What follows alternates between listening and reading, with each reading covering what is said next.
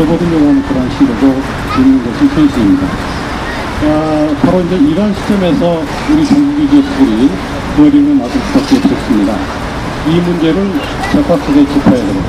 그리고 더 많은 아이들이 죽지 않도록 이 문제를 올바로 위치지어야 되겠다. 그리고 이 문제를 넘어서갈 실천적인 방침을 보다가 분명히 할 필요가 있겠다. 궁극적으로는 인간과 생명의 동기성 이 부분이 정확하게 탐구될 수 있는 새로운 대한민국을 분명하게 설계할 수 있어야 되겠다. 이게 이 거리에 나와서 우리 교수들이 가장 중요하게 생각하고 앞으로도 실천해야 될 부분이라고 생각을 합니다. 그간 농성을 통해서 우리 시대를 대표하는 지식인들과 또 이 자리를 많이 방문해 주신 시민들과 많은 얘기를 했습니다. 그걸 통해서 성과가 가장 많았습니다. 오늘 6번째 대화 그럼 시작하도록 하겠습니다. 오늘 두 분의 대한민국을 대표하는 지식인들 것입니다. 이 민교육 활동의 중심에 서 계시는 분들이기도 하고요. 먼저 민교육 활동장을 지내셨고 또 민교육의 가장 사랑하는 지식인을 세계적으로 대표하는 분입니다. 최갑수 서울대학교 서양사학과 교수님입니다. 반갑습니다. 네, 역시 두 번째 분 소개시켜드리겠습니다. 민교육 활동에 가장 성공해서 계시면서 또 대단히 유명하신 분입니다. 대한민국을 대표하는 이남 지식인. 우리 조국 교수님 나오겠습니다. 큰 박수로 환영해 주시기 바랍니다. 고맙습니다. 오늘 두 분이 나오신다고 그러니까 우리 언론에도 아주 관심이 많습니다. 그리고 날씨조차도 허용을 해주는 것 같아요. 어제까지 비도 오고 바람도 치고 그러다가 두 분이 나오신다고 하니까 아주 조금 더운 게 힘이긴 합니다만은 역시나 두 분을 이 거리도 환영을 해주는 거 아닌가 생각합니다. 그러면은 오늘 재미난 말꼬리를 풀어보겠습니다. 제가 미리 질문들을 드렸는데요. 질문이 좀 복잡한 측면들도 있는데 모든 문답이라는 게 그러지 않습니까? 질문이 아무리 복잡하게 들어더라도 본인이 그냥 정해진 답이 있으니까 그 정해진 말씀, 본인이 생각하신 말씀 수수수 좀 풀어주시면 되지 않겠나 생각을 합니다. 첫 번째 질문 드리겠습니다. 세월호 대참사가 발생한 지 50여일이 지났습니다. 아직 수습되지 못한 생명자들이 있고 국정조사는 본격적인 진전이 이루어지고 있지 못합니다. 서울대학교 교수님들은 민교육의 중심이 되어서 그다음 두 번에 걸친 시국 성명을 발표했습니다. 그리고 언론으로부터도 대단히 많은 관심을 받았습니다. 두 번에 걸친 시국 성명 그 취지나 내용을 간단히 설명해 주시고 그 성명 속에서 어떠한 성과를 거두셨는지 좀 말씀해 주시기 바랍니다. 먼저 최국 교수님. 사실 아마 우리 내부 인터넷망에서 시국 선언 하자고 제안한 게 아마 조국 선생이 제일 먼저 아마 제안하시지 않았나고 생각드는데 그 당시에 예컨대 연세대학 교수님들이 이미 시국 선언을 했던 걸로 기억이 납니다. 근데 이제 그게 내용이 뭐 잘못된 내용은 물론 아닙니다. 우리 모두의 잘못이고 우리 모두 반성하고 가톨릭에서 좋아하는 메아culpa는 이제 내 탓이요 우리 탓이요 하는 얘기였는데 틀린 말씀은 아니라고 생각을 했습니다만은 어떤 사건이 벌어지면 그 당시에 정부가 결국은 최종적인 책임을 지는 것이고 따라서 책임 소재를 좀 명확히 할 필요가 있었다는 생각을 했고 그래서 여러분들이 이제 일종의 집단지성의 과정을 통해서 설명서를 만들었는데요. 핵심적인 내용은 정부가 특히 대통령이 무한 책임을 지고 그 책임 소재를 가리고 여러 가지 문제점들 지적을 하면서 이제 정부가 결국은 책임을 확실히 져야 되는 거 아니냐. 특히 대통령이 책임을 져야 되고 그렇지 않은 경우는 대통령이 퇴진의 압력도 받을 것이라는 점을 명확히 하고 싶었던 것이고요. 두 번째 선언은 이제 우리 서울대 교수님들 모두의 이름으로 같이 이제 자기 이름을 걸고 하고 싶어서 첫 번째 성명보다는 조금 완화된 내용으로 됐고, 그 당시에는 이제 정부가 성급하게 어떤 이 취해야 될 조치에 대한 몇 가지 얘기들이 있었습니다. 뭐 예컨대 해경을 해체한다든가. 그래서 그 당시 우리로서는 성급한 조치, 뭐 성급한 처방보다는 진상조사가 더 중요하고 유가족들이 참여하는 그런 형태로 진상조사가 이루어져야 된다는 점을 확실히 하고 싶었고, 이제 그런 내용의 그 초안을 만들어서 서울대 교수들께 돌렸고 206분이 그 당시 서명을 하셨습니다. 그래서 우리가 그렇게 발표한 것으로 알고 있습니다. 발표하고 나서 느낌은 첫 번째 성명서에 대해서는 반응이 꽤 특히 좋았던 것 같아요.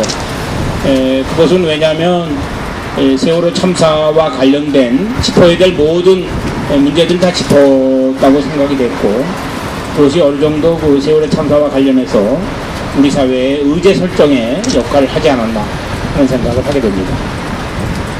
예, 고맙습니다. 조금씩 조금 더 보충해 주시죠. 괜찮습니까? 예. 예, 그러면은 바로 두 번째 질문으로 넘어가도록 하겠습니다.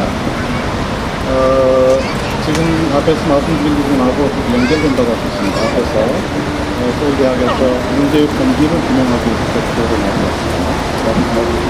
두 번째는 이 문제와 관련된 책임이 어디에 있는지 책임 소재를 좀 더 규명해야 되겠다, 이제 그런 말씀을 해주시는데, 이번 세월호 문제는 아주 여러 층에 걸친 대한민국의 사회적 문제점이 얽혀 있다고 했습니다. 이 사건에 기대되어 있는 문제점들, 이 부분들을 어떻게 보시는지 말씀해 주시기 바랍니다. 이거는 정확히 좀 이제 세월호 참사가 왜 일어났는가와 관련해서 생각해 보면 세월호 참사가 일어나게 된 배경, 세월호 참사의 시점을 기준으로 보게 되면 그게 왜 일어났는가의 문제가 하나 있고, 그 다음에 이제 구조의 문제, 왜 구조를 못했는가 이런 문제가 있는 것 같습니다. 두 가지를 크게 나눠봐야 될 것 같습니다. 첫 번째 보면 이제 선박회사, 배운조합, 배경, 재난관리 시스템, 정부정책 이런 문제가 다 섞여 있는데, 일단 기본 원래 출발로 생각해보게 되면 그 선박회사라는 기업과 그 다음에 관료와 등등의 어떤 결합이라는 단어가 있을 것 같고, 그다음 터지고 난 뒤에 이게 왜 빠른 구조를 못했는가, 우리나라 재난 관리 시스템 자체가 얼마나 문제였는가라고 두 개를 나눠봐야 될 것 같은데요. 저는 이런 생각을 했습니다. 이건 아주 교수로서 생각해보게 되면 이 세월호 참사의 원인 문제는 사실은 각 분야별로 법이든 법, 행정이면 행정, 사회는 사회별로 정말 석사 논문, 박사 논문들이 계속 나와야 될 주제 같다. 정말 하나하나 미세하게 한번 검토를 해볼 필요가 있다는 생각을 일단 했습니다. 이게 정말 중요한 문제다라는 생각을 했고, 그다음 선박회사 같은 경우는 자신의 이윤을 높이기 위해서 불법 개조를 했고, 불법 개조를 하면서 각종 생명과 안전과 관련 규정을 모두 다 어긴 거죠. 그런 것들을 수십 번, 심지어 수백 번 반복을 했는데 전혀 문제가 되지 않았다. 그럼 이게 왜 문제가 되지 않았나 생각해보면, 해운조합하고 그 해수부가 관리 책임이 있는데, 해수부와 해운조합에서 전혀 신경 쓰지 않고 계속 뇌물을 받았던 또 뇌물을 받지 않았던 관계없이, 사전 뇌물이건 사후 뇌물이건 관계없이 어쨌든 간에 이게 계속 강조되면서 이 배가 이런 상태의 유사한 배들이 세월호 자체는 물론이고 세월호와 유사한 배들이 이미 지금 우리나라 이 삼면에 둥둥 떠 있다는 거죠. 이게 세월호만의 문제는 아니다 생각을 했고요. 그 다음에 이게 더 올라가게 되면 정부와 집권 여당의 문제이다. 왜냐하면 이른바 규제 철폐, 규제 완화라고 얘기하면서 규제를 철폐하는 것이 선이고, 규제라는 것은 규제는 악이라는 그런 반문들을 퍼뜨렸던 그런 정치 세력에 대해서 책임이 있는 것이고, 또 그 다음에 또 구체적으로 내려가게 되면 이런 선박회사 정해진 의원이 낡은 배를 일본에서 사왔는데 그 연령을 늘려줬던 사람들의 책임 역시 이제 올라갈 것 같습니다. 그래서 이게 가장 그 선박 회사부터 해서 그 위에 있는 해운조합, 그 다음에 그 해수부, 위로 올라가면 국회, 정부, 여당, 이 모든 문제가 다 각각의 역할을 했고, 그 각각이 고의 또는 각각의 과실이 모두 합해서 쌓이고 쌓였다 터졌다라는 생각을 하고 있고요. 아까 이 배만의 문제는 아니라 생각이 듭니다. 세월호만의 문제가 아니라 우리가 생명 안전에 관련된 여러 가지 각종 시설이 있을 것인데, 대표적인 핵이겠죠.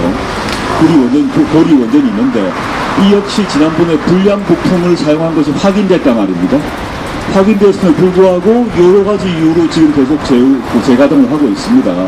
저는 이런 각종의 각 분야의 세월호가 지금 있는 것이고, 그 점에서 대한민국 국민들은 일종의 이런 각종의 세월호라는 시한폭탄을 각각 머리에 안고 있다. 가장 큰 것은 저는 원전에 있다라고 생각하고 있고, 그 다음에 왜 이제 이게 그러면 구조를 빨리 못했는가의 문제로 가게 되면, 그 시점에 당장 해경과 언딘과의 관계, 그 다음에 해경, 언딘, 그 다음에 군인, 해군과의 관계가 왜 이렇게 엉망진창이 됐는가의 문제가 있고, 또 올라가게 되면 현재 박근혜 정부도 얘기했습니다만 청와대에 컨트롤타워가 없다고 했거든요. 그럼 컨트롤타워를 해체한 사람은 왜 해체했던가, 이런 문제까지 이어지어야 되는 게 아닌가. 그래서 아주 매우 큰 문제이다. 종합적인 문제이고, 이것들 어떻게 분석할 것인가는 이번 걸 계기로 각 분야 사람들이 다 하나하나 전공별로 잡아서 깊은 분석을 해야 한다 생각하고 있습니다.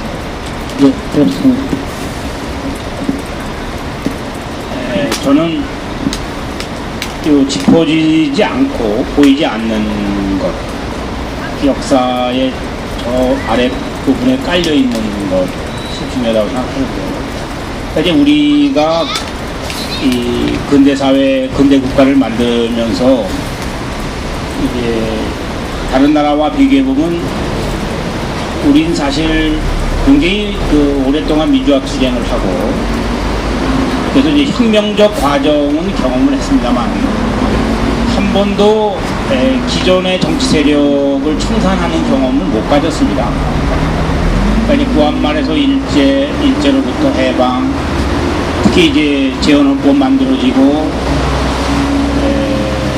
일제 청산을 못한 반민특위가 이제 제 기능을 못하면서 국가보안법이 이제 49년 들어서게 되고, 그러면서 이 일제 잔재라고 할까요, 또는 종건 잔재라고 할까요, 하는 것이 여전히 남아 있는 것이 있는데, 이제 그게 이제 구체적으로 어떻게 나타나냐면, 대통령이 이제 그 세월호 참사의 유족들을 만나는데 경호원들이 4겹으로 둘러쌉니다.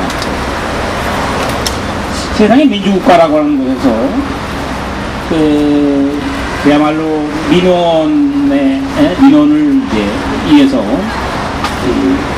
정부의 책임자와 국민이 만나는데, 그렇게 삼엄한 경호라는 게 이게 저는 말이 안 된다고 생각하거든요. 그게 왜 그러냐면 국민을 잠재적인 폭도로 보는 겁니다. 주권자로 보는 게 아니고 언제나 범죄를 행할 수 있는, 이게 바로 국가보안법의 핵심이죠. 사실 국민을 잠재적인 폭도로 보는 것이고, 그래서 이제 국민과 항상 일정한 거리를 유지해야 되고, 사실 구체제에서는 국왕은 또는 권력의 담당자들은 자국인을 경호원으로 쓰지 않습니다. 항상 이제 돈 많이 준 외국인을 고용을 해서 쓰게 되는데, 그것은 이제 바로 자국민을 사실상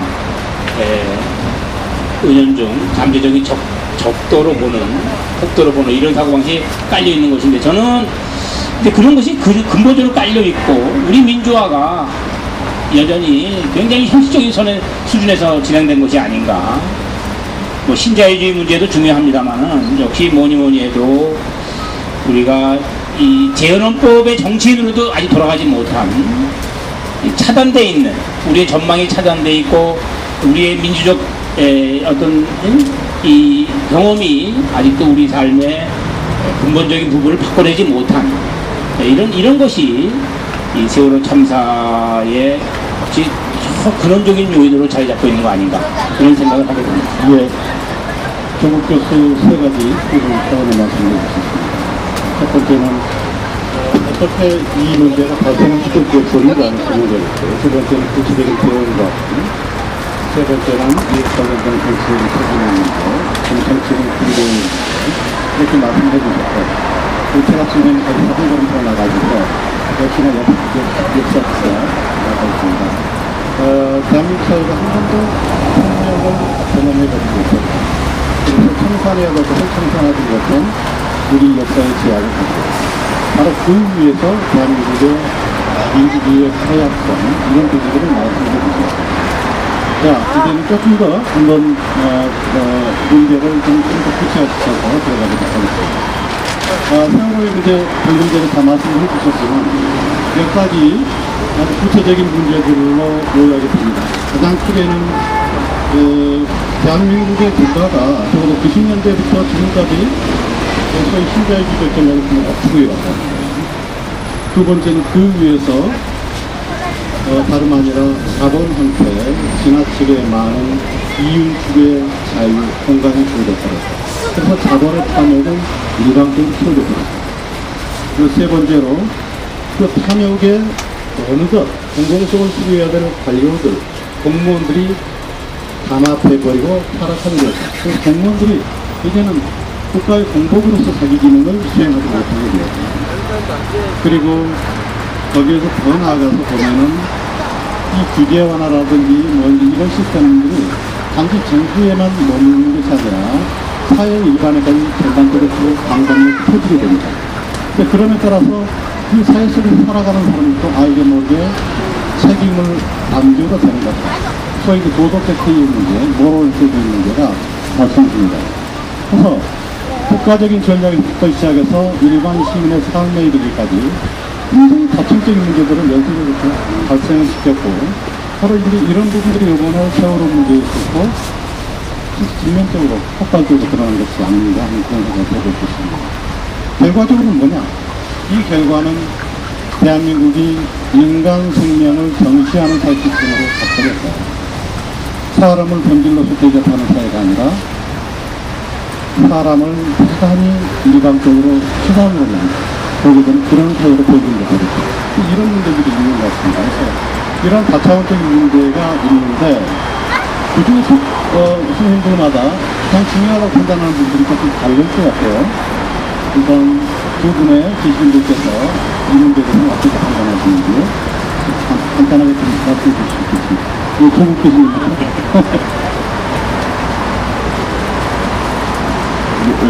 뭐 다들 아시는 얘기입니다만 이제 최기준께서 이제 민주화를 얘기를 했습니다만은 저희가 대학 다닐 때 80년 초에 민주화라는 개념은 투표권의 문제였다고 생각이 듭니다. 그래서 대표자를 스스로 뽑을 수 없는 세상이었기 때문에 대통령을 스스로 뽑을 수 없고 국회의원을 스스로 뽑을 수 없고 지방자치는 존재하지 않고 심지어 이제 학교 다니러 가게 되면 반장과 회장도 학생들이 뽑지 못하고 선생님이 임명하는 이런 세상에 살다 보니까 그 당시는 이제 민주화, 그럼 정치적 민주화, 좀 더 세밀하게 얘기하면 대표자를 뽑는다 정도로 국한되어 있었던 것 같습니다. 그래서 87년 2월 항쟁을 통해서 투표권을 쟁취를 했습니다. 투표권을 쟁취를 했는데 그 뒤에 이어서 지금 우리가 이제서야 얘기하고 있는 작년 대선 시기에 이제 비로소 시대 정신으로 자리 잡은 경제적 민주화라는 것들이 이어졌어야 됐음에도 불구하고 87년 정치적 민주화, 특히 그 중에서도 투표권이 쟁취되면서 우리가 민주화는 이건 대충 이 정도면 됐다라는 생각들을 당시의 민주화 운동가와 보통의 시민들 모두가 그 정도에 머물렀던 것이 아닌가. 이것들이 이제 하나의 그 먼 원인으로 이제 작동하고 있다고 생각하고요. 전 이걸 이제 변화가 시작되었는데, 지난 대선 시기에 그게 뭐 여든 야든, 뭐 문재인 후보든 박근혜 후보든 간에 여하튼 적어도 선거 시기에 있어서는 경제민주화를 동의를 했으니까요. 그래서 경제민주화를 시대정신으로 자리 잡는 잡자마자 바로 이 사태가 터졌다라는 생각을 하면서 이게 정말 늦었구나. 경제민주화를 시대정신으로 자리 잡는 것이 훨씬 늦었고, 이게 특히 IMF가 왔을 때, 그때 IMF가 터졌을 때, 그 전에 사실은 미리 경제민주화를 했어야 됐구나라는 생각을 새삼 해봅니다. 경제민주화를 이루지 못한 상태에서 IMF 위기가 터지니까, 그때 우리는 국가 권력 차원에서 신자유주의 추구한 사람 물론이고 보통의 시민들도 신자유주의를 사실 내면화했다. 왜냐하면 잘리니까 직장에서 잘리고 뭐 해고되고 하기 때문에 이 세상에 아까 선교수 말씀했습니다만 사람이 중심이 아니라 돈이 중심이 되는 세상 이럴 수밖에 없는 거다. 세상이란 게 원래 그런 거다라고 하면서 자포자기해 나가는 과정들이 97년 외환위기 이후부터 오랫동안 되어 온 것 같습니다. 그래서 이런 것들이 작동한 것은 가장 안타깝다 생각을 하고요. 지금 시점에서 저는 이제 모두가 지금은 이제 돈과 윤이 아니라 생명과 안전이 중시해야 된다는 점을 다 이제 결국 동의하게 되었습니다. 이건 결국 뭔가 하면 우리 사회가 지금 자본주의 사회에 살고 있기 때문에 자본주의 사회를 자본을 어떻게 통제할 것인가 문제로 지켜줄 수밖에 없는 문제다. 정해진 해운 특정 한 명의 특이한 뭐 종교 집단이나 관련이 있는 그런 기업의 문제가 아니라 아까 지금 말씀드렸듯이 각 분야에 우리가 자본주의 사회에서 기업을 운영하는 모든 사람, 거의 다수의 기업과 그와 유착되어 있는 국가 권력이 있다고 생각한다면 이 자본을 어떻게 통제할 것인가의 문제로 가야 된다. 이런 생각을 하게 됩니다. 네, 맞습니다. 예, 제가 좀 약간 엉뚱한 얘기를 좀 해보겠습니다. 이 역사를 저는 하는데요. 이게 뭐 여러분 아시겠습니다만은 우리나 일본이나 중국 이제 이 한자 문화권 전 세계 문명 가운데다마는 아마 위대한 농문명으로서는 가장 위대한 문명이라고 얘기할 수 있습니다. 그러나 이제 우리가 스스로 근대 세계를 못 만들었죠. 불행하게도 우리에겐 불행하게도 근대 사회를 유럽이 이른바 서양이 만들어냈는데 서양이 만들어낸 그 근대 사회의 핵심은 그겁니다. 모든 사람을 자유롭게 하면서 이제 그들을 모두를 노동하지 않을 수 없게 만든 사회입니다. 이게 가장 높은 생산력을 이제 빚어낸 것이거든요. 그러니까 자유로운 임금 노동의 창출. 이게 이제 서양이 만들어낸 핵심적인 물건입니다. 이게 추상적인 걸로 들리겠습니다만은 이겁니다. 자신의 신체는 자신의 것임에도 불구하고 자신의 노동과 자신의 시간은 남과 계약을 통해서 팔 수 있게 되는 거죠. 기가 막힌 것이죠. 자기는 언제나 자신의 주인인데 이게 이제 근대적 주체입니다. 자신은 자기 육체의 주인임에도 불구하고 임금을 받고 자기 노동과 자기 시간을 한다는 것입니다. 그럴 때 가장 엄청난 왕성한 생산력이 생긴다고 하는 것인데요. 근데 여러분 어떻습니까? 여러분 회사 사장님하고 여러분이 뭐 봉급도 잘 받아요. 그렇지만 여러분이 그 봉급받는 사장한테 내가 완전한 주인이다, 내가 완전히 자유롭다라고 과연 느낄 수 있는 것인지요. 예컨대 삼성전자에 어떤 다니는 유능한 사원이 있다고 합시다. 뭐 봉급도 잘 받고 본인도 유능합니다. 근데 과연 삼성에 다니면서 삼성전자 사장으로부터 자기가 진정한 자유라고 얘기할 수 있을지. 그래서 이제 자기가 자신의 신체의 주인이라는 얘기는 누구의 머슴이 아니란 얘기입니다. 언제나 자기는 자기의 주인이고 자기 결정권의 주체라고 하는 얘기인데, 그러나 이 자본주의 사회는 이제 자신의 노동을 임금을 대가로 팔면서도 자기가 자기의 주인이어야 되는데, 이제 그것이 가능하려면은 이 자본주의 사회가 자본에 대한 민주적 통제, 사실은 그것은 곧 국가고 민주주의고 정치입니다. 사실은 민주주의와 정치와 국가는 동의어입니다. 국가라고 하는 것은 우리 모두의 공통된 것을 모아놓는 게 국가이고, 그것이 구체적으로 드러난 것이 이제 우리가 뭐 투표도 하고 여러 가지 언론을 통해서 통제도 가하고 결국은 이제 자본주의를 통제하는 것으로서 민주주의가 탄생하게 되고, 아주 흥미로운 것은 유럽이 민주주의와 자본주의를 동시적으로 만들어냅니다. 그러니까 이제 자본주의라고 하는 병, 약이기도 하고 병이기도 한 거예요. 동시에 민주주의라고 하는 이제 약을 주는 것인데요. 그래서 저는 여전히 우리 계속 그 문제가 이제 반복이 됩니다만은 이 세월호 참사는 신자유주의가 얼마나 심각한 문제를 가지고 있는지 우리에게 아주 근본적으로 반성할 수 있는 계기를 줬습니다.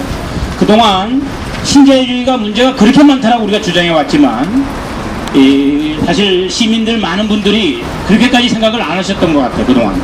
근데 이번에 세월호 참사를 통해서 이제 이 돈이 사람의 생명을 얼마든지 희생시킬 수 있다고 하는 것을 명확하게 인식을 했고, 그래서 신자유주의 문제점은 이제 많이 이제 느끼신 것 같습니다. 근데 근본적으로는 신자유주의를 넘어서 자본주의 자체가 사실은 우리의 안전을, 우리의 신체의 안전, 생명을 근본적으로 흔들 수 있는 요소를 가지고 있는 것이고, 역시 그것은 우리 모두의 공통의 관심사인 정치를 통해서 이 민주적 통제가 행해질 때만이 사실 그러한 근본적인 문제, 우리 생명의 문제, 안전의 문제 이런 것들이 일정한 수준에서 통제되고 해결될 수 있는 것인가 하는 생각이 드는 것입니다. 서양인들이요, 인간의 가장 중요한 기본권으로서 얘기할 때 프랑스 혁명 당시에 보면은 자유, 그 다음에 안전, 그 다음에 소유권, 그 다음에 저항권, 이 네 가지입니다.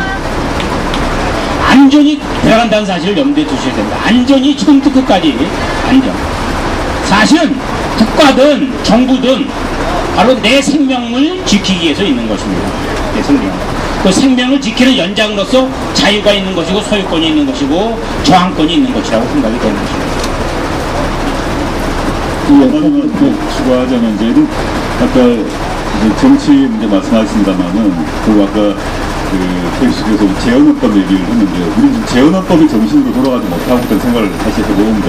김종수 대표님 그 전공으로 하십니다만 이제 재헌헌법만 하더라도 예를 들어서 보게 되면 그러니까 이익균정권이 있었거든요. 이익균정권. 그러니까 회사 내에서 임금을 받는 거 외에 이익이 만들어지면 그거를 균정하는 권리가 헌법적 권리로 보장되어 있었는데 그게 나중에 다 없어져 버리죠.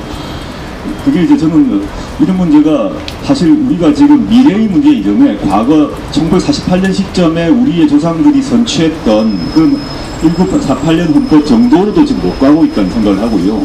그거는 우리가 아까 뭐 한자 말씀하셨습니다만 이 자본에 대한 통제 문제가 왜 중요한가 하면 자본은 문자를 한자로 보게 되면 자가 본이 되는 세상의 근본이라는 거죠. 모든 문제의 뿌리가 자라고 얘기하는 건데 사람 사는 세상에는 뭐냐면 인이 본이란 거 아니겠습니까? 자가 본이냐 인이 본이냐 이 문제를 선택할 시기가 됐고 수십 년간 자가 본인 나라를 그 사회 운영을 해왔다. 그 결과는 뭐냐? 인이 본이 아니라 말이 됐던 거죠. 결국은 생명과 안전이 이렇게 무참하게 다 바닷속으로 빠져버린 사태가 벌어졌던 것이고, 즉 인이 다시 본이 되고 자가 다시 말이 되려고 한다면 그 인이 자를 통제하는 그런 세상, 그게 이제 인이 자를 통제하려면 국가와 정치가 바로돼야 된다 이런 생각을 합니다. 그렇지 않게 되면 사실은 지금 이제 우리가 회사라고 하는 기업, 자본 이 영역 안에서 민주주의와 관철적이 사실상 불가능합니다. 삼성이나 현대가 있는데 그게 아무리 이제 뭐 똑똑한 그런 회사원이라 하더라도 그 기업 소유자에게 또는 뭐 재벌 2세에게 당신 물러가란 말 절대 못하게 되어 있습니다. 그분이 회사 바깥 영역에서는 자유롭게 토론하고 투표하고 뭐 정치적 자유를 구사하지만 회사 안에서 말을 못하고 우리가 잘리기 때문이죠. 따라서 그 회사 바깥의 영역에서 정치의 영역에서 그 회사, 기업, 자본을 통제하는 제도와 법이 필요하지 않는가 이렇게 생각을 해봅니다.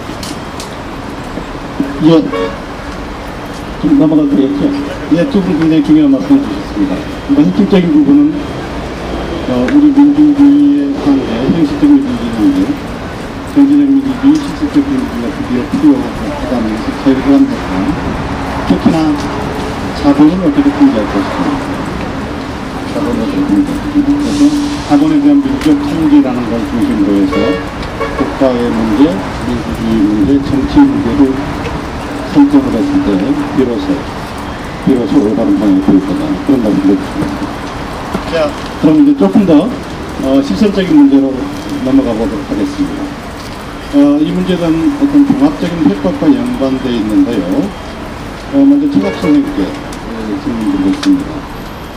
우리 최갑 선생님, 지난번 촛불 집회 때 초청연사로 무대에 올라가셨습니다. 그때 올라가셔서 아주 창창한 목소리로 이 시대에 대한민국의 혁명이 필요하다. 그 말씀을 해주셨습니다. 자, 어떤 혁명이 필요한 거고 그 혁명을 통해서 뭘 했습니까? 네, 그 당시에 제가 무엇보다 강조했던 것은 안으로부터 혁명이라는 표현을 제가 썼습니다. 그 말은 이제 예컨대 이렇게 말씀드리고 예컨대 이제 지금 지난번에 지방선거가 있었는데요. 뭐 지방선거는 조금 다른 측면이 있습니다. 이제 워낙 이제 뭐 도지사니 이런 데 이제 그 도지사 후보들 놓고 투표하는 부분이기 때문에 이제 꼭 정권적인 차원은 아니겠습니다만, 그러나 예컨대 저는 뭐 새누리당도 그렇고 민주당도 그렇고 둘 다 기득권 정당이라고 생각을 합니다.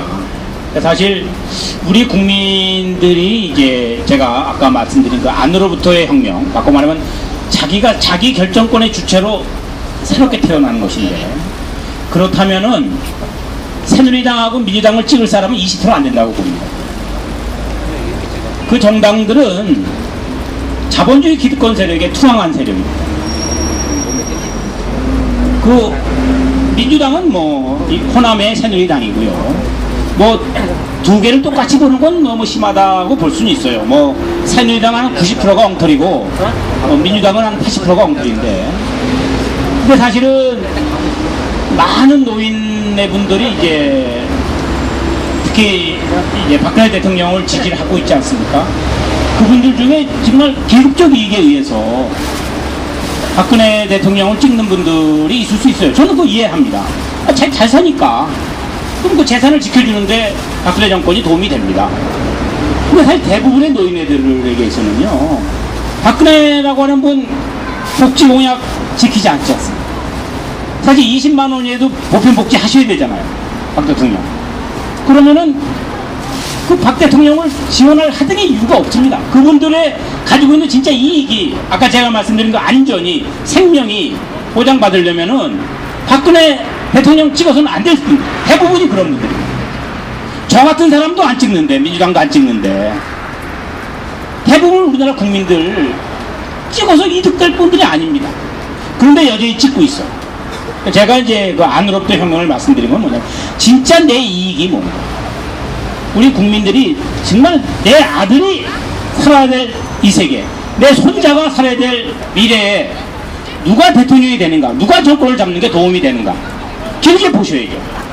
이거 뭐 어렵지 않습니다. 역사의식이라고 하면 굉장히 어려운 얘기지만, 내 아들이, 내 손자가 그때 50년 후에 대한민국이 어떻게 가야 돼, 그렇게 판단하시면은 이게 어떻게 투표를 해야 되겠구나, 최소한 더 투표를 해도 이게 떠오른다고 생각합니다. 그걸 깨달으면 그게 이제 안으로부터 혁명이라고 저는 생각하는 것이고, 자기 결정권의 주체로서 다시 태어나는 것이죠. 그러면 저는 많은 문제가 풀려나갈 수 있다고 생각을 하는 것입니다. 예, 고맙습니다. 굉장히 중요한 말씀이신데요. 자기 결정권의 주체가 새롭게 탄생해야 된다. 결국 이것을 할 수 있는 것은 안으로부터의 혁명이다, 이 말씀이십니다. 그래서 어떻게 보자면 제 표현으로 하면 독립적 개인 또는 독립적 자기 발로서 꼬장꼬장한 시민, 이런 문제들이라고 할 수 있을 것 같은데, 어떤 방식의 혁명을 하면은 이런 꼬장꼬장한 시민, 함부로 남들한테 그냥 용납당하지 않는 시민, 그야말로 건강한 사회를 스스로 설계해 나갈 수 있는 그러한 시민들을 만들어 줄 수 있어요. 그래서 조금 더 보충해 줄 수 있겠습니다. 사실은 근데 이제 우리가 아까도 말씀드렸지만, 우리가 한 번도 제대로 과거 역사를 청산하지 못했습니다. 제가 이제 한 일례만 들면요, 아까 약간 간단하게 말씀을 드렸는데요, 1948년에 재헌헌법은 그 당시에 사실 좌파는 그 재헌헌 선거에 참여하지 않았습니다. 보수와 그 다음에 중도적인 세력의 일부가 참여했습니다만은, 또 그 헌법을 여러분 알다시피 유진호 선생이 이제 기초하신 걸로 잘 알고 계신데, 그분들 다 우파 보수적인 분들입니다. 그럼에도 불구하고 그렇게 훌륭한 헌법을 만들었습니다. 그러나 이제 그 헌법이 제대로 작동을 못한 거 아닙니까? 그 헌법을 만들고 나서 이제 그 다음에 반민특위, 반민족 행위자 이제 처벌을 위한 특별위원회를 발족을 시켜서 간판을 내걸고 노독술이니 뭐 이런 사람들 이제 잡아들이니까 어떤 일이 벌어진지 아십니까? 국회에서 프락치 사건이 터집니다. 이거 뭔가 대접이 아닙니까? 많이 보던 거죠. 그래서 이제 빨갱이 국회의원들, 그 국회의원 그 중에 빨갱이를 쓸 하나도 없었습니다. 좌파는 아무도 없었어요. 근데 그런 사람들은 이제, 그러고는 일제 때, 일제가 독립투사들 때려잡기 위해서 만든 치안유지법을 그대로 베껴서 바로 국가보안법을 만드는 것이에요. 그리고 이제 헌법은 사실상 더 이상 작동하지 않고 1949년부터 이제 그 국가보안법 체제가 들어서는 것이고요. 그리고 우리가 4.19 때 참 좋은 기회가 온 것이죠. 4.19 대단한 혁명입니다. 4.19 이전에는요, 남한은 희망이 없는 나라였습니다. 북한의 김일성과 남한의 이승만, 나이 차이도 30살 이상 차이가 나고요. 그때는 북한은 희망이 있었지만 남한은 아예 희망도 없었습니다. 그런 상황에서 4.19가 터졌고 4.19가 우리 남한의 희망의 불꽃을 피우는 겁니다. 근데 4.19가 결국은 5.16으로 무너지지 않습니다. 4.19가 더 갔더라면은 그때 아마 최초로 우리 역사에 청산이 되는 기회가 왔었을 거예요. 그게 기미를 보이니까 이제 결국은 다시 4.19가 무너진 것입니다. 그리고는 우리가 한 번도 대통령 직선제 수준 이상의 안으로부터 혁명을 이룩하지 못했던 것입니다. 저는 과거와 같은 형태의 이제 그런 어떤 뜨거운 열망을 담는 민주화 운동이 다시 나타날 수도 있다는 희망을 갖습니다만은, 그러나 저는 좀 다른 방식의 이제 우리가 또 다른 어떤 혁명에 준하는 어떤 과정을 좀 거칠 수 있는 측면이 있다고 생각합니다. 이번에 그 교육감들이 대거 당선된 것도 저는 그런 맥락에 닿아 있는 것인가 하는 생각을 좀 하게 됩니다. 없습니다. 예, 조국 선생님께 연이은 질문 드립니다. 최근에 세월호 대참사를 넘어서기 위해서 다양한 문제제기를 이루어지고 있습니다. 근데 법학자, 한글 대표는 법학자의 관점에서 세월호 참사에 대한 대안이라고 해서 이 부분들을 어떤 기준에서 어떻게 짚어나가야 된다 보시는지 가장 그런 실질적인 노력이 된다고 보시면 법과 제도 차원에서 보게 되면 당장은 이 문제에 대한 국정조사가 곧 시작되지 않습니까? 국정조사를 어떻게 철저히 할 것인가의 문제가 남아있는 것 같습니다. 그래서 그건 아까 이제 이 세월호 참사의 원인이 단순히 특정 기업의 문제만이 아니라 그 특정 기업과 관료와 정치인, 그 다음에 행정부 등등 모두가 다 관련되어 있는 문제였기 때문에 이것들은 모두 철저하게 검토하는 작업이 하나 당장 필요한 것 같고요. 그 다음에 이제 법률적으로 보게 되면 박 대통령께서도 특별검사제를 하겠다고 하셨으니까 특검을 통해서 수사를 해서 처벌하는 문제가 다 이제 바로 있는 것 같습니다. 이 두 문제는 오히려 쉬운 문제라고 생각합니다. 상대적으로 쉬운 문제다. 이미 합의가 되었기 때문에 이제 그 다음 문제는 이제 국회에서 세월호 참사가 일어나게 된 가장 원인은 그러니까 권력과 이 권경 복합이라고 생각이 됩니다. 권경 복합체. 그리고 사실 정확히 얘기하면 권관경의 권관 경 또는 자라고 할 수 있겠습니다. 이 복합체를 이제 깨는 그런 제도 개혁이 필요한데, 그거는 박 대통령이 말씀한 그 규제가 악이다, 규제가 암덩이다, 이 생각에 대한 정면 도전일 수밖에 없거든요. 그리고 국정기조를 바꾸는 문제라고 생각이 듭니다. 즉 생명과 안전과 관련된 사안에 있어서는 그 이전보다 훨씬 더 규제를 강화해야 된다는 것이고, 규제를 강화한다는 얘기는 자본을, 기업을 통제해야 된다는 얘기 아니겠습니까?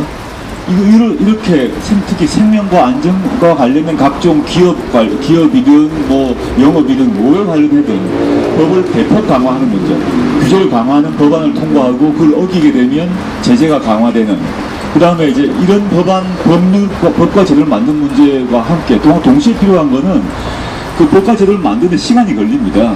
일정한 시간이 걸리고 그 다음에 그 시행까지 생각하게 되면 또 시간이 걸리는데, 현재의 법령, 법제도 하에서도 지금 아까 말씀 여러 가지 지금 시한폭탄의 그 초침이 돌아가고 있다고 생각하면 그 법제도 개선 작업과 동시에 지금 당장 저는 청와대 차원에서 문제되고 있는 각종 위험시설에 대한 전수조사, 그 다음에 이런 것들이 당장 들어가야 된다. 법령 이전에 행정명령을 통해서라도, 아까 뭐 고리면 대표적인 고리겠습니다만은 작동을 중지한다거나 또는 뭐 가스든 지하철이건 뭐든 간에 국가와 지방자치단체가 모두 동시에, 또 중앙정부와 지방정부가 지금 새롭게 지방정부가 만들어졌습니다만은 이번 기회에 중앙 차원에서 법과 제도가 법률이 바꾸는 문제와 별도로 그와 동시에 중앙정부와 지방정부가 행정적 차원에서 생명안전 대폭 강화 그 점검을 지속적으로 당장 실시하고 그걸 지속적으로 단기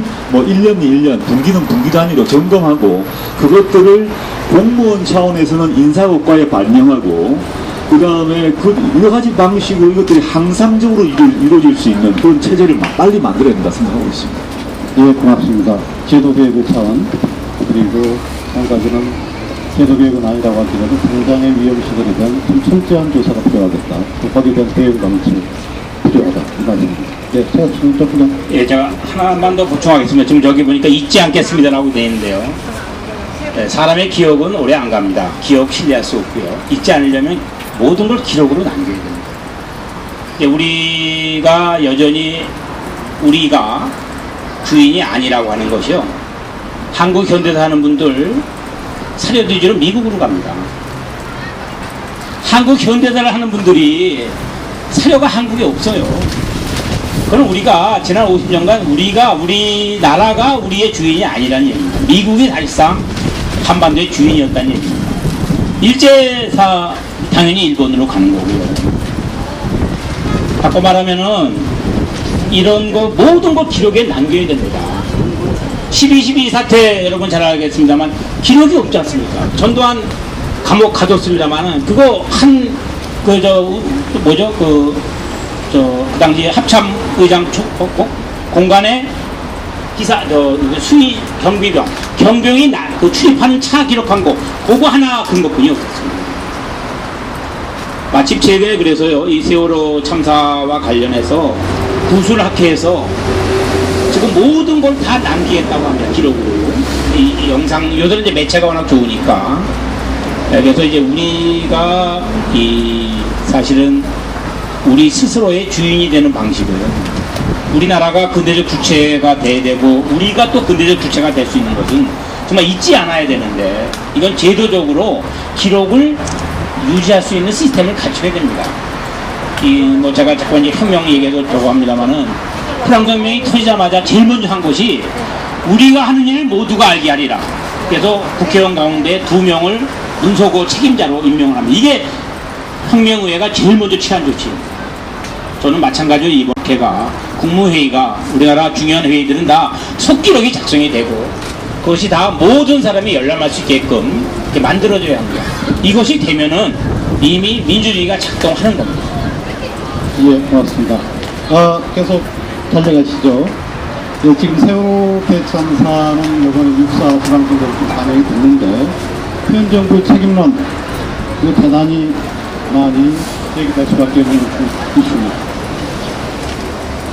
현 정부 특히 우리 뒤에 현수막에도 쓰여져 있습니다만은 이 대통령의 책임 문제가 본격적인 아젠다가 되고 있습니다. 이 대통령의 책임을 원한다면 어떤 차원의 책임일까요? 그리고 그 책임은 어떤 방식으로 져야 될까요? 예, 제가 먼저 좀 말씀드리겠습니다. 예, 이 한간에 이런 얘기가 많습니다. 아니 그게 뭐 박 대통령이 잘못한 일도 아니고 과거부터 있었던 일이고 그래서 적폐 얘기 나오는 것이고요. 예, 그렇기 때문에 이게 우리 모두의 책임은 되지만 응?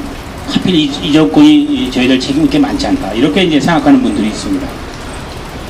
제가 이제 과거로 돌아와서 제 전공 얘기를 좀 하겠습니다. 제가 프랑스 혁명사 전공인데요. 프랑스 혁명이 터졌을 때요 1989년에 그 혁명의 원인을 정확히 잘 몰랐습니다. 분명히 혁명이 터지고 삼부회가 소집이 되고 막 바스티유가 함락이 되고 나중에는 처음에 그런 건 아닙니다. 나중에는 결국은 왕까지 죽이게 되는 거예요. 그래서 이제 공화국이 쓰고 그렇게 되는 거예요. 그렇게 엄청난 사건은 사실은 그 사건의 핵심에 있던 사람들도 정확히 원인을 모릅니다. 우리가 그 당시 사람보다 훨씬 더 잘 압니다. 그럴 때 우리가 이제 1차적 원인이라고 하는 것이 있고요. 그 다음에 구조적 원인, 이렇게 구분을 합니다. 그 1차적 원인은 뭐 그 당시 이제 재정 적자 또는 뭐 루이 16세의 실정, 뭐 그 당시 정치 계급의 뭐 무능력, 이런 것들을 이제 지적할 수 있습니다. 이제 그것에 대해서는 우리가 두 가지 책임을 묻습니다. 하나는 사법적 책임을 물을 수 있고요. 또 하나는 이제 정치적 책임을 물을 수가 있습니다. 당사자들은 예컨대 이번에 이제 선장은 당연히 사법적 책임을 져야죠. 대통령이 엄벌에 처하라고 얘기할 필요도 없습니다. 그것은 그냥 재판에 넘겨서 사법적 책임을 물으면 됩니다. 또 거기에 감독해야 될 뭐 해수부 사람이나 해경 사람들 잘못이 있으면 그거는 이제 사법적 절차를 거쳐서 책임을 물으면 되는 겁니다. 직접적인 개인적 책임이 없는 경우에 이제 정치적 책임이라고 하는 걸 우리가 묻습니다. 루이 16세는요, 결국은 구체제에 대한 모든 책임을 지고 결국은 단두대서 죽었습니다. 본인이 다 잘못한 거 아닙니다. 그의 루이 14세, 그의 증조 할아버지입니다만, 아니 고조 할아버지죠. 그때부터 잘못된 것들이죠. 적폐가 쭉 쌓여왔는데 루이 14세 묘를 드러내서 불관 참시하지 않았습니다. 루이 16세를 처형하는 것으로 절대 군주제를 청산한 겁니다. 바꿔 말하면 그 당시에 현 담당자가 무한 책임을 지는 겁니다. 그게 정치적 책임의 최고 수입니다. 그러면 이제 우리 문제로 돌아와 보면은 세월호의 침몰과 관련된 것들은 비교적 추적하기가 쉽습니다. 그것도 이제 아주 근본적인 문제가 있을 수 있겠습니다만, 그다음에 이제 구조 과정에서 난맥상이 있지 않습니까? 사실 우리를 정말 우리를 가슴 아프게 하는 것들은 침몰보다도 더더욱 이제 구조가, 이것은 이제 국가가 하는 일이죠. 국가가 정부가 할 일입니다. 이거의 최고 책임은 대통령이 지는 겁니다. 설사 과거에 저지른 잘못이라도 현 담당자가 지는 겁니다. 왜? 그것이 그가 현재 국가를 대표하기 때문에 그렇습니다. 국가는 하나이고 국가는 연속되는 겁니다. 이명박 당시의 국가와 박근혜 당시의 국가가 다르지 않습니다. 같은 국가입니다. 다만 지금은 그것을 대통령이 지는 것이고, 과거에는 이명박이 지는 것이고, 그전에는 노무현이가 지는 겁니다. 그래서 대통령이기 때문에 현재는 그걸 무한 책임을 지는 것이고, 그 무한 책임이 결국 구조적 적폐가 있으면 적폐를 근본적으로 수술하는 겁니다. 그것이 정적 책임이 해야 될 바입니다. 예, 고맙습니다. 조국 선생님. 같은 맥락인데요. 이 일이 참사가 일어나고 난 뒤에 박근혜 대통령께서 이제 적폐라는 표현을 썼습니다. 저는 이렇게 생각하고 있습니다. 박근혜 대통령 및 박근혜 대통령의 뭐 이른바 종박이라고 불리는 사람이든 또 새누리당이든 박근혜 포함해서 박근혜 대통령 자신이 그 적폐의 일부였다는 것입니다. 자기와 관계없는 일이 아니라 그건 단순히 뭐 이제 추상적으로 또 비유하기 위해서가 아니라 실제 이런 규제 완화 정책, 생명과 안전 관련해서 규제를 풀었던 사람들이 누구냐? 박근혜 대통령을 포함한 박근혜 대통령을 지지했던 정치 세력, 자신이 속한 그 정당, 자신이 투표하고 지지했던 자기들이란 거죠. 그 점에 있어서 명백한 정치적 책임이 있다. 박근혜 대통령은 이 문제는 과거에 일어났던 일이다 라고 말할 수 없다는 것이다. 이 각종 규제 완화 정책의 책임을 누가 졌던가? 그건 이번에 박근혜 대통령이 이번에서 이제 최근에 뭐 규제가 암덩어리가 했다는 것 외에 지난 한나라당 시절에 이명박 후보와 경쟁을 벌이면서 그 당시 박근혜 후보가 주장했던 각종 정책 역시 철두철미한 신자유주의 정책이고 규제 완화 정책이었던 거죠. 그래서 그것의 강도와 범위가 약간 차이가 있었던 것이지, 현재 지금 세월호 참사를 일으키게 됐던 근본적인 생명과 안전이 아니라 돈과 이윤을 우선시하는 각종 정책의 담당자였고 주도자였다는 것입니다. 박 대통령 자신이. 이러면서 저는 다시 한번 적폐는 그분이 바로 적폐의 일부였고 따라서 정치적 책임을 지는 건 당연한 것이고 그 점을 이번 선거에서 유권자들은 이미 알고 있다 생각하고 있습니다. 그 다음에 두 번째는 참사가 일어나고 난 뒤의 구조의 문제는 누가 뭐라고 그래도 박근혜 대통령 자신의 책임인 것입니다. 지금 일어나고 있는 지금 구조를 못하고 있는데 지금 배가 완전 침몰하지 않고 있었던 그 첫날 왜 그 첫날에 그 후에 한참 뒤에 총동원되었던 국가 자원 예를 들어서 해경, 해수부, 해군, 민간인 모든 동원령이 왜 그 하루에 총동원되지 않았던가에 대한 책임을 져야 됩니다. 그 뒤로 다 갔거든요. 그날은 배가 아침 8시 반인가요? 그때 소식이 나고 완전히 가라앉기 전까지 하루 동안에 대통령의 지시 정확히 보고를 받았는가 이 사태를 정확히 보고받았다면 어떠한 지시를 하였는가가 확인돼야 한다 생각이 듭니다. 그 하루 전 침몰되고 난 뒤에 야단법석을 저질러서 지금까지 와 있는데 가라앉고 있었던 그 하루 동안에 이 사태가 누구에게 어디까지 보고되었고 그에 대해서 청와대 내부는 무엇을 지시했는가에 대한 문제가 아직 밝혀지지 아니하였다. 이 문제에서 매우 중요하다고 생각하고 있습니다. 저는 이번에 밝혀질지 이번 정부가 끝나고 난 뒤에 대통령 기록물에 밝혀질지 또는 지난번 이명박 대통령 시기처럼 그 기록 자체가 없어질지는 모르겠으나 저는 이 사태를 보고를 안 할 수가 없다고 생각합니다. 팽목화관부터 이 사태가 마지막 해경을 통해서 또 여러 가지 정보 네트워크를 통해서 청와대까지 보고될 수밖에 없거든요. 그건 아주 아주 신속하게 보고됩니다. 그 보고 이후에 어떤 지시가 내렸는가에 대해서 모든 것이 초점 맞춰야 될 것이고 그 지시가 잘못되었을 것이라고 추정하고 있습니다. 그렇기 때문에 총동원되지 못했다라고 그것이 확인되었기 때문이죠. 이 점에 역시 그는 정치적 책임을 반드시 져야 된다 생각하고 있습니다. 예, 고맙습니다. 예, 박근혜 대통령 대한민국이라는 국가 시스템의 총책임자입니다. 아까 최하철 교수님 정확히 말씀해주셨지만 국가는 6개입니다. 서로 이 정부에서 한 일이 아니라고 하더라도 그 구조적인 국가의 폭력에 의해서 피해를 입었다고 한다면 반드시 그 구조적인 폭력에 대해서 현재 대통령이 그 당사자가 아니래요. 철두철미하게 책임지고 반성하고 거기에 대해서 성찰하는 입장에 설 수밖에 없습니다. 그러나 이번에 적폐라는 말을 쓴 것은 대단히 용어법을 잘못 선택했다고 봅니다. 적폐란 옛날 사람들한테 잘못을 돌리려는 박근혜 대통령의 또 다른 유치화법입니다. 유치이태화법입니다. 자기가 책임이 없다는 겁니다. 그러나 아까 우리 조국 교수님 정확하게 말씀해 주셨습니다. 왜 책임이 없습니까? 본인이 규제 완화의 화신이고 규제를 악으로 밀어붙이고 모든 부분들을 자본 중심으로 편제하려고 했던 책임자 중에 한 사람입니다. 그런 의미에 있어서 이 국가 통치 시스템의 책임자 가장 정확하게 책임을 져야 되는 위치에 있다고 봅니다. 그 책임의 구체적인 형태는 본인이 조금 더 고민을 해야 될 내용이라고 보고 있습니다.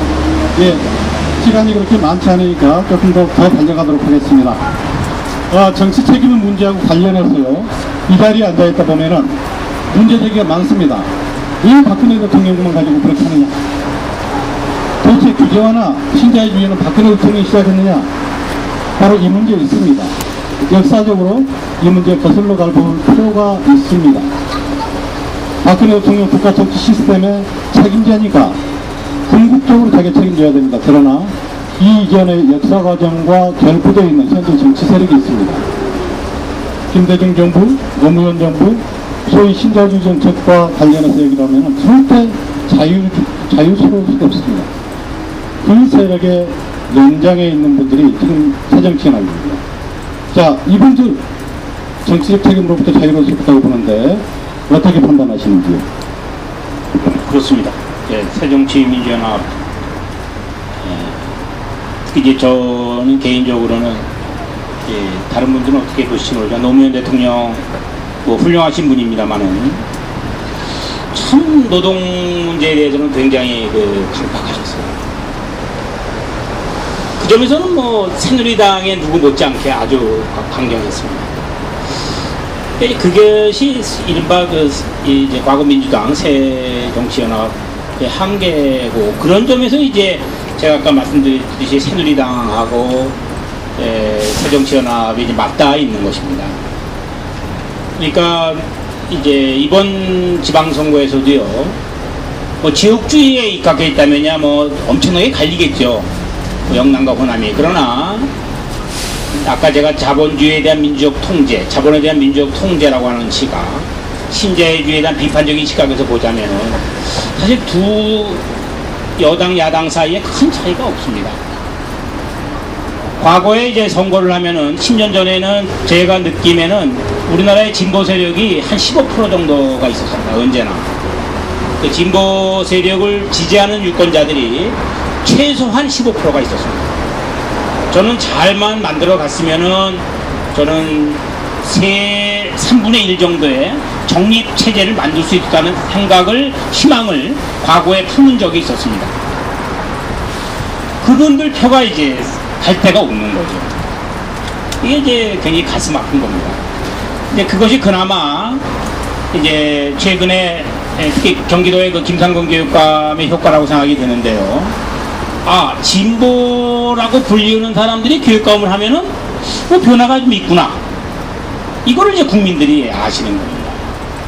그래서 그 진보라고 하는 별명이 가진 분들이 후보로 나왔을 때 과거보다는 훨씬 더 많이 지원을 해줘서 이번에 많이 당선이 됐는데, 저는 그런 점에서 보면 우리 사회에 이 신자유주의에 대한 비판이라고 하는 것이 저는 일정하게 깔려 있다고 생각은 듭니다.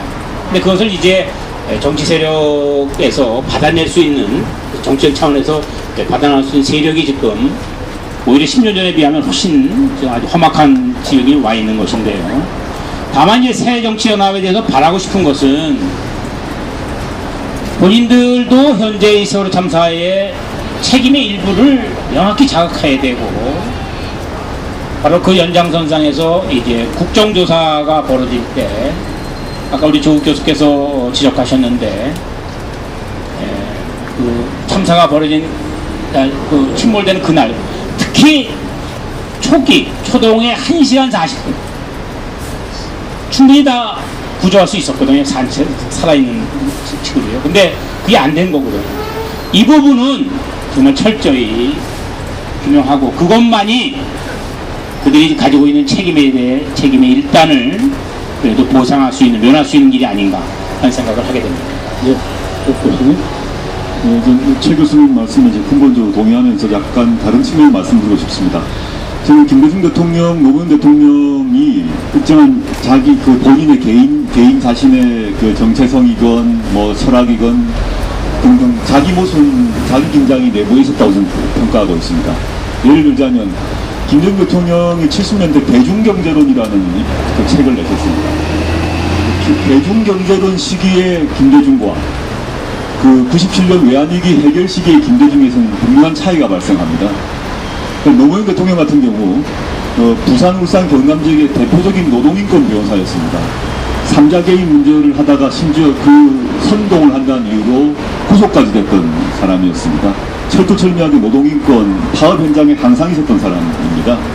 그 뒤로 노동법 개정 등등 이제 노동과 긴장을 발생시키는 그런 대통령 집권 후에 이런 그 노동정책을, 이른바 신자유주의 노동정책을 펴는 노무현이 있다고 생각하고 있습니다. 그럼 김대중, 노무현 모두 그 내부에 일정한 모순이 있었던 것이고, 그 모순은 그 집권 세력 내부의 세력 간의 다툼과 직결되는 문제였다고 봅니다.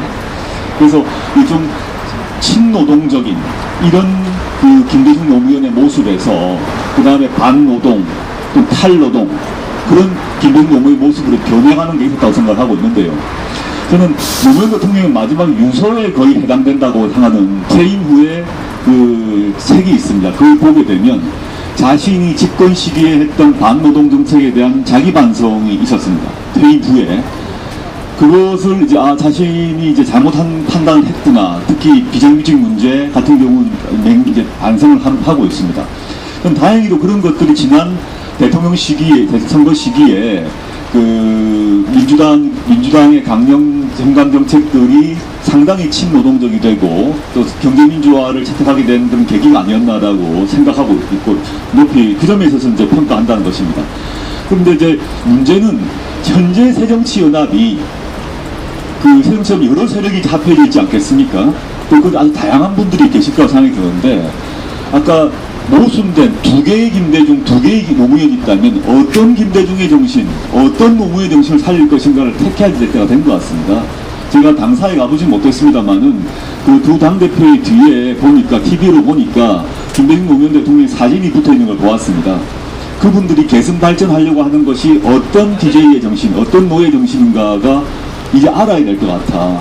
저는 후자, 그러니까 노동과 생명과 안전과 인권과 이런 문제를 중시했던 그런 노무현과 김대중의 모습으로 돌아가는 것만이 새정치연합이 살 길이다라고 생각하고 있습니다. 예, 굉장히 좋은 말씀 드렸습니다. 새정치연합 신자유주의자로서의 김대중 노무현이 아니라 노동 친화적이고 생명 존중하고 그야말로 인간의 전쟁을 취급하려고 노력했던 원래의 김대중 노무현의 정신, 이 부분들은 중심에 세우고 굳건하게 나가줬으면 좋겠다는 그런 제안입니다. 예, 관련해서 국정조사에 대해서 좀 바라는 부분들 좀 말씀 보완하시죠? 국회에서. 예, 이번 국정조사가 사실은 질문 내용이 이겁니다. 새누리, 새정치라는 두 보수 정당이 주도하는 국정조사, 사람들 관심을 많이 끄고 있습니다만 그 관심만큼 제대로 된 결과가 나올 거냐, 회의도 만만치 않습니다. 어떤 식으로 국정조사가 꾸려져야 될지 좀 말씀해 주시죠. 저는 이제 이 국정조사가 잘못되면 어떻게 될 건가 생각해 보게 되면 지난번 박근혜 정부의 출범의 최고의 아킬레스건이었던 국정원 증거 개입 있지 않습니까? 헌정물란 중대범죄죠. 그 문제에 대해서 난리가 나니까 맨 처음에는 국정조사 보고 다 거부했다가 워낙 심해지니까 합의를 했지 않습니까? 합의하고 난 뒤에 국정조사가 어떻게 흘러갔는가. 즉 새누리당에서 김태기 작전으로 가는 거죠. 뭐. 즉 이 세월호 참사에 대해서 국정조사 맨 처음에 안 한다고 했다가 이제 하기로 했습니다. 안 그러면 뭐 난리가 날 것이고 선거에 질 것이니까요. 그래서 이제 시작될 것입니다. 시작되면 한편으로는 이게 잊혀지길 원할 것이고 진행되면서 국정조사의 범위, 깊이, 폭과 깊이를 좁히는 것, 강도를 낮추는 식으로 계속 갈 것 같다고 생각이 듭니다. 누구를 부를 것인가, 어디까지 부를 것인가, 어디까지 물을 것인가, 이런 문제에 둘러싸고 논쟁이 벌어질 것인데, 그럼 당연히 새누리당에서는 범위를 최대한 좁히고 깊이를 최대한 얕게 하는 식으로 나아갈 수밖에 없을 것이다. 이 문제는 정말 아까 국정원 문제 같은 경우 아킬레스건이었다고 생각을 한다면 이건 또 새로운 또 판도라의 상자거든요. 열면 뭐가 나올지 모릅니다. 아까 제가 제일 계속 관심을 갖는 게 그 첫날의 하루의 청와대와의 교신 문제가 기록에 남아 있는가를 저는 국정조사에서 반드시 새정치연합은 밝혀내야 된다. 그건 국가 비밀이 아닙니다. 국가 기밀이 절대 아니에요. 우리가 대외 국가 안보와 관련된 문제가 아닙니다. 우리는 매우 중요한 문제고 정치적 책임이 진짜 누구에게 있는 걸 밝히려면 그 하루, 세월호 참사하던 하루의 그날의 교신 내용과 보고와 지시 문제를 전면 공개해야 됩니다. 이 문제를 밝히지 못한다면 새정치연합은 안 해야 된다고 생각합니다. 예, 결국은 이제 현인에 내는 방법뿐이 없는데 역시 시민단체들 계속 모니터링해서 이제 이 국회 밖에서 아주 엄중한 감시에 눈이 있다고 하는 사실을 이제 국회의원들이 인식시키는 것이 중요하겠고요. 어떻게 돼 있습니까? 지금 그거는 유가족들이 참여하게 돼 있습니까? 참여하게 돼 있습니까? 지금 쭉 말씀해 주셨는데 곧바로 그 한쪽으로 넘어가도 될 것 같습니다. 지금 말씀해 주신 내용을 보면은 결국 좀 정확한 진상조사 이 부분들이 이루어져야 되고 그러려면 노동자, 시민이 중심이 되는 그런 진상조사가 이루어져 되겠고, 그 진상조사의 기초에서 새로운 대한민국에 대한 진보 대시 이런 부분들이 시민 중심이 되어서 아까 말씀하셨습니다. 독립적 시민, 꼬장꼬장 깨어있는 시민 중심이 되어서 대한민국에 대한 새로운 진보 대시가 이루어져야 한다고 볼 수 있겠는데, 그 방향은 어떻게 해야 될까요? 특히 아까 쭉 짚어졌습니다만 이번 6.4 지방선거에서 교육감 선거는 진보적인 분들이 13분 되셨습니다. 그러나 일반 적인 이 공직선거에 있어가지고는 사실은 이게 진보 세력의 존재감이라는 건 상당히 좀 작업한 게 있습니다. 이렇게 진보 세력의 존재감이 작약해져가는 과정에서 시민이 중심이 되는 새로운 대한민국을 설계, 어떤 방향으로 해야 될까, 그럼 어떤 방법으로 해야 될까, 거기에 대해서 그 말씀 부탁드리겠습니다. 사실 전망이 잘 안 보입니다. 사실인데 지금 뭐 아시겠습니다만은 그가 우리 사회의 민주화운동의 이제 중요한 견인차 역할을 했던 것이 이제 대학생들이고 대학사회 지금 뭐 대학생들 이미 운동 세력으로서는 사실상 사라져 있는 듯한 느낌이고요. 노동운동도 이제 조직력이나 동원력이 굉장히 약한 상태이고, 이런 상황에서 지금 과연 이 국정조사가 제대로라도 이루어지기 위해서 우리가 뭘 할 수 있는가, 이게 이제 사실은 굉장히 좀 어려운 부분입니다. 역시 저로서는 현재 이제 이게 아마 국민 대책위 같은 게 꾸려져 있죠. 거기서 역시 그 국회 진상조사에 대해서 압력을 가할 수 있는 그런 구체적인 행동을 하는 거, 그거 외에 다른 대안이 없는 거 아닌가.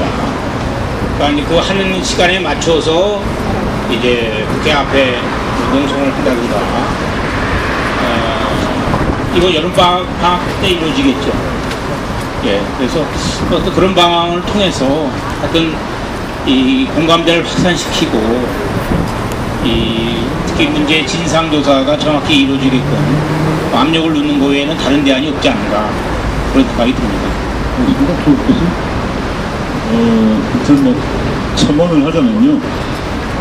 우리가 지금 이제 여기 보면 주체가 민교협 뭐 교수노조 학단협다 있지 않습니까? 일단 이번에 진보교육감으로 뽑히신 많은 분들이 우리 주최하고 있는 교수단체의 소속이시기도 하고 또 전직 구성원이기도 한데, 저는 최 교수님 말씀에 첨언하자면 새로 뽑히신 진보교육감들이 전국적 차원에서 생명, 안전, 인권 이런 문제가 중심이 되는 학교 교육을 전면적으로 고려를 맞춰서 같이 나가야 될 것 같습니다. 물론 우리 여기 계신 교수분들도 당연히 이제 협조를 해야 될 것 같고, 그 속에서 진보 교육감이 되었을 때 세상이 어떻게 바뀐다. 물론 학교 문제에 제한되겠죠. 그래서 학생과 학교와 학부모가 훨씬 더 행복하다라는 느낌을 줄 수 있도록 정말 의미 있는, 딱 눈에 보이는, 손에 잡히는 그런 변화를 진보 교육감들이 그 임기 내에 만들어 주셔야 할 것 같습니다. 그럴 때 이제 시민들 입장에서는 이게 괜찮다. 안정감과 신뢰감과 이런 것들을 얻을 수 있을 것 같고요. 그런 것들을 일단 강장을 했으면 좋겠다. 지금 요번에 지방자치단체장에서 방역 같은 경우는 모르겠지만 기초 같은 경우는 오히려 1번이 훨씬 더 많이 뽑혔거든요. 근데 이상하게도 진보 교육감 같은 경우는 진보 쪽이 거의 압승을 했습니다. 이것들이 새로운 우리에게 어떤 그런 신호를 보내는 게 아닌가. 진보가 되살아날 수 있는 어떤 기반을 만들어줬다. 시민들이 아이들의 교육, 학교, 교실 여기서부터 새로 출발하라. 길게 보고 우리 자식 세대, 조카 세대, 다음 세대에 대한 교육을 제대로 하게 되면 미래가 온다. 아까 최 교수님께서 몇십 년 뒤를 아까 어떻게 할 것이냐 말씀하셨습니다만, 그걸 딴 게 아니라 지금 우리가 뽑아둔 진보교육감과 그분들을 지지하는 교수, 학생, 시민, 유권자분들이 학교를 바꾸는 작업들을 해나갈 때 우리 미래가 밝은 미래가 오지 않을까 하는 생각이 듭니다. 예, 고맙습니다. 최갑수 교수님 시민으로서 그리고 조국 교수님 교육에 대해서 말씀하셨는데 교육 말씀하시니까 제가 한 말씀 드리겠습니다. 제가 중상교육관 교수가 편집과 교육을 좀 바꿔보기 위해서 꽤나 지금까지 시간을 좀 투자를 많이 했습니다. 그래서 한 5년 정도 했었는데 조국 교수님 그 말씀하시니까 새로운 교육 또 그 교육 속에서 새로운 인간이 탄생할 수 있도록 하려면 못해도 15년, 20년은 필요한 것 같아요.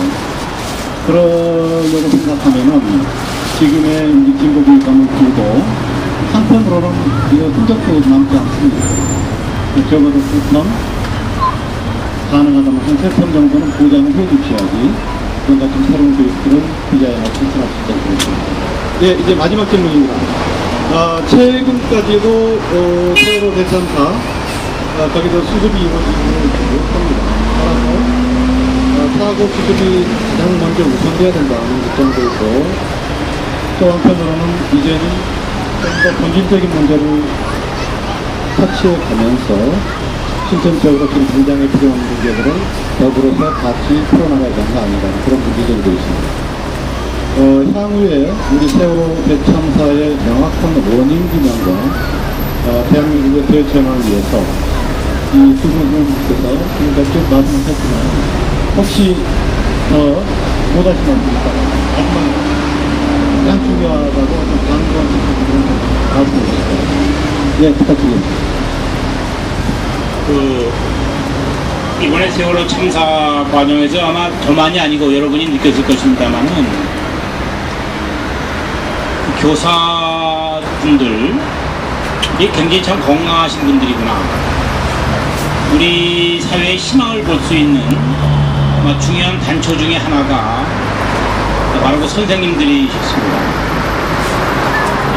선장은 배를 포기를 하고 나왔음에도 선생님들은 애들을 포기하지 않으셨고 그만이 아니고 사실 제가 이번 이제 세월호 참사와 관련해서 추모시 내지 애도시가 모아보니까 제가 좀 한 20여 편을 모았고요. 그 위에도 나온 거 보니까 한 30여 편 나왔습니다. 언론에 나온 것만 해도. 그 가운데도 가장 잘 쓴 시도 저기 고성중학에 계신 분인데 권혁서라고 하는 분입니다. 제가 놀랐습니다. 이런 분들이 교단에 계시고 그래서 우리 사회가 그래도 이런 정도 유지될 수 있는 토대가 있는 거 아닌가. 저는 사실은 이렇게 엄청난 비극적 사태를 경험하면서도 희망을 물론 가지고 있습니다만 왠지 모르게 대학은 점점 작아지는 것 같다는 느낌을 많이 받습니다. 전문성이라는 이름으로 이 한국 사회에 대한 고민이 많이 약해지고 있고 국제적 경쟁력이라는 이름하에 우리 사회에 대한 책임을 대학은 점점 방기하고 있는 것이 현실입니다. 그래서 저는 역시 근본적으로는 초중등 교육만이 아니고 대학 교육 굉장히 중요하고 대학이 굉장히 중요합니다. 그래도 우리 사회가 해방 이후 그 어려운 속에서 절망 속에서 이 정도 만들어낸 것은 역시 뭐 해도 교육이고요. 그리고 초등등 교육, 대학 교육이었고 또 그 엄청난 대학생들의 민주화 투쟁의 희생 위해서 우리가 여기까지 온 것인데 신자유주의 광풍이 정말 지금 가장 참혹하게 벌어지고 있는 것이 대학입니다. 여러분들이 이제 아시는 대학, 여기 시민들 여러분들 계신데요. 대학은 정말 현실이 아주 절박합니다. 심지어는 우리 기초학문 같은 경우에 국내에서 재생적 학문적 기반이 있을까 하는 이런 두려움도 느끼게 되고요. 그래서 아마 이 사회에서 느끼는 대학과 대학 안에서 느끼는 것이 이제 매우 다른데요. 그래서 저는 이제 지금 진보교육감이 이제 우리가 어느 정도 우리의 희망을 이제 얻을 수 있는 또 가능성의 하나라는 생각을 하게 됩니다만 역시 저는 이 대학이 이제 거듭해 나와야 되는데 그래서 이런 부분들 우리 민교역 좀 더 끌고 나가고 또 그거에 대한 다짐을 이번 기회에도 한번 또 하게 됩니다. 예, 고맙습니다. 꼭 교수님. 일단 말씀드렸습니다만 저는 이번 세월호 참사가 왜 일어났는가는 우리나라의 그 자본과 권력과 행정부가 각 복합된 진짜 적폐, 박근혜 대통령까지 포함한 그 세력을 포함한 적폐가 쌓여서 터진 건데 그 해결 과정을 보게 되면 실제 통통배를 끌고 온 어부들이 더 많이 건졌다는 거 아니겠습니까? 그리고 자원봉사자가 와서 더 많이 노력을 했던 것이고 그 뒤로 또 선거를 통해서 수많은 주권자들이 심판을 했다고 생각합니다. 그 점에서는 희망이 있다고 생각하고요. 근데 이 힘을 문제는 모아야 될 것 같습니다. 시민들의 힘들을 모아나가는 것은 모아서 정치와 법, 정치를 바꾸고 법을 바꾸고 제도를 바꾸는 것이고 그 요체는 사실은 지난 대선 시기에 모두 확인되었던 경제민주화라고 생각하고 있습니다. 경제민주화 요체는 뭐냐면 자본에 대한 투여거든요. 그거를 일찍 이루지 못했다. 훨씬 전에 이루었었더라면 이런 일이 좀 안 일어났을 거라 생각이 듭니다. 즉 경제민주화, 즉 자본에 대한 민주적 통제란 것들이 우리의 과제, 제2의 민주화, 정책 민주화에 대한 제2의 민주화의 과제를 이루지 못하고 미루다가 지난 대선 시기에 깨닫자마자 터졌기 때문에 이것들을 다시 하는 제2의 민주화 운동으로 우리가 각계 분야에 계신 분들이 나서야 되지 않을까, 자기의 역할들을 해야 되지 않을까 생각하고 있습니다. 예, 고맙습니다. 2시간 동안 진짜 국문의 현답. 제가 물론 질문을 드렸습니다만 기대하지 못한 본질이 살아있는 이런 말씀을 해주신 것 같습니다. 지금 오늘 해주신 말씀이 시민들이 이후의 상황을 판단해 가시는데 시민 한 분 한 분이 어떻게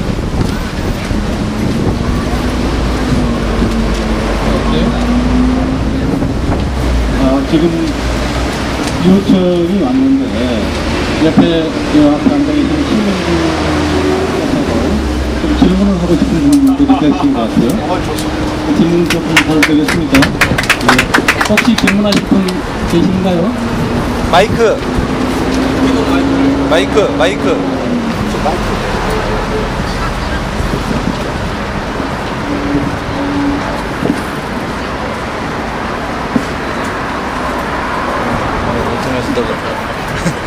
아니에요? 아니시면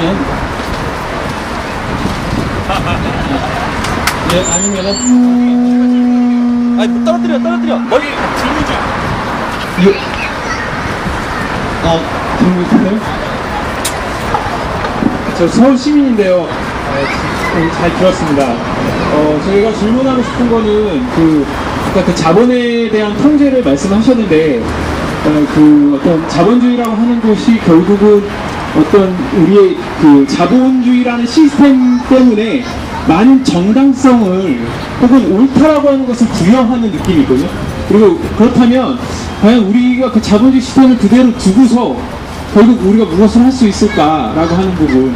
그 부분에 대한 그 근본적인 부분에서는 기저에 대다수의 국민들이 어떤 이념적, 정치적 그런 문제보다도 사실은 먹고 사는 문제라고 하는 것이 큰 부분인데 그것을 어떻게 해결할 수 있는지, 그리고 그 자본에 대한 그런 부분들에 대해서 말씀하신 그 개혁들이 어떻게 이런 공감을 불러일으킬 수 있는지에 대해서 좀 질문 드리고 싶습니다. 교수님께서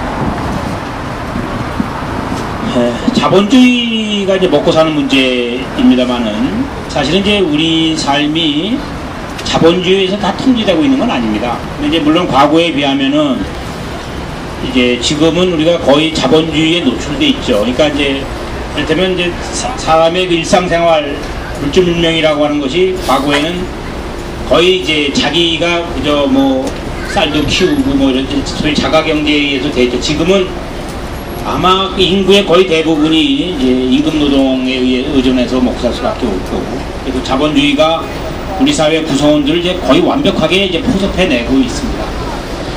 이런 경우에 이제 자본주의를 문제 삼는 것은, 자본주의를 근본적으로 문제 삼는 것은 그 자본의 소유를 문제 삼는 겁니다.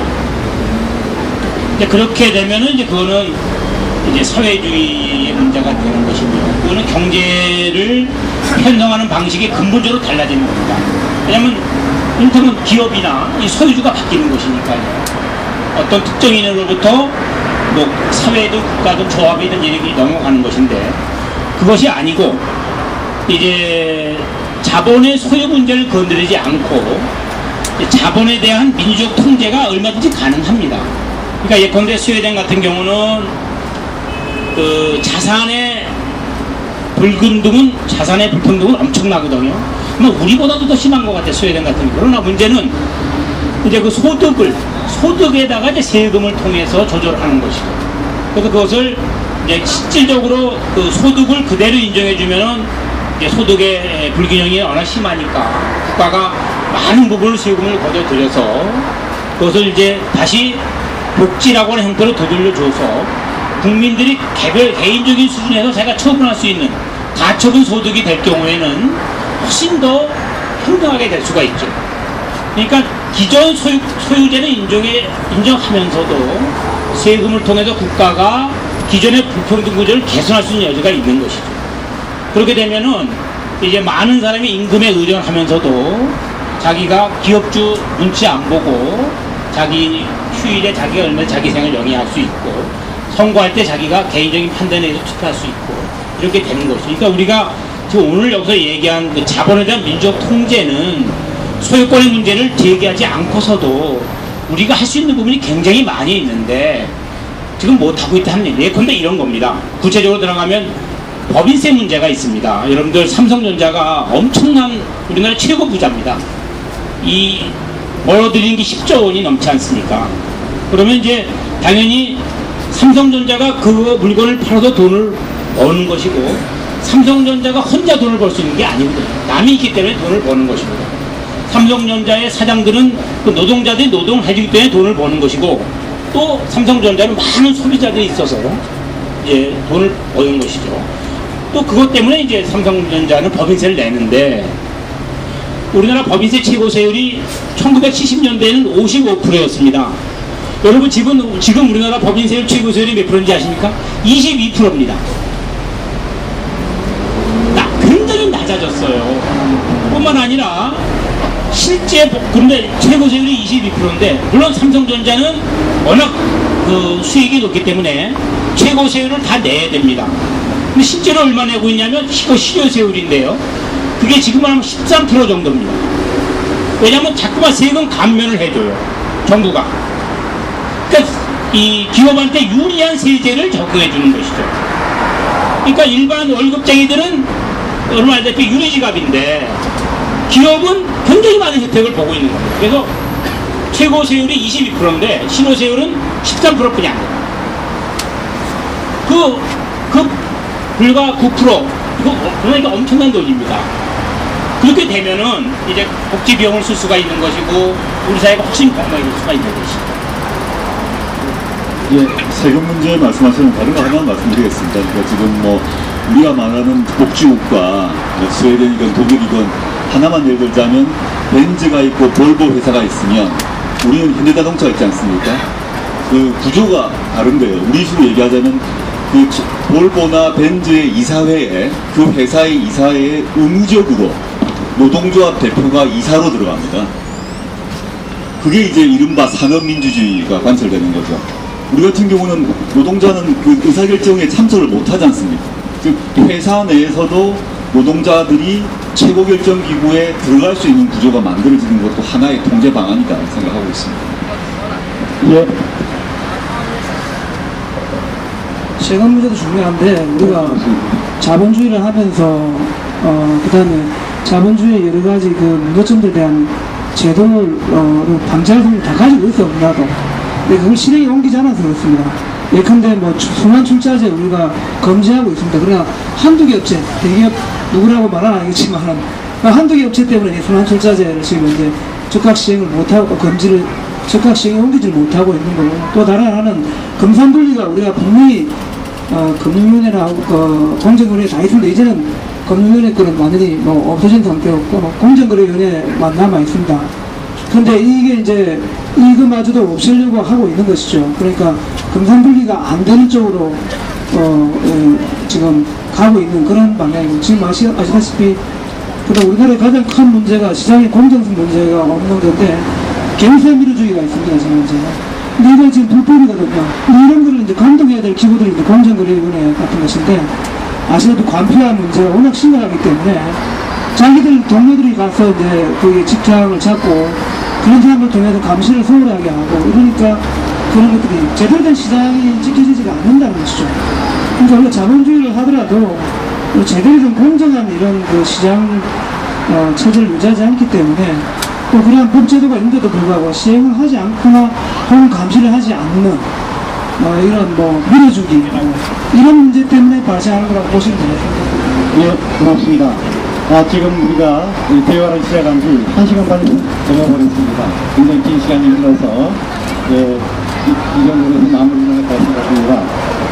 오늘 해주신 말씀 시민이 자유로운 주체를 사는데 진짜 큰 도움이 될 것 같습니다. 그리고 앞으로 우리 교수단체 지식인운동이 어떤 방향으로 나가야 될지 많은 도움을 주실 것 같습니다. 오늘 말씀 여기서 정리를 하도록 하겠습니다. 고맙습니다.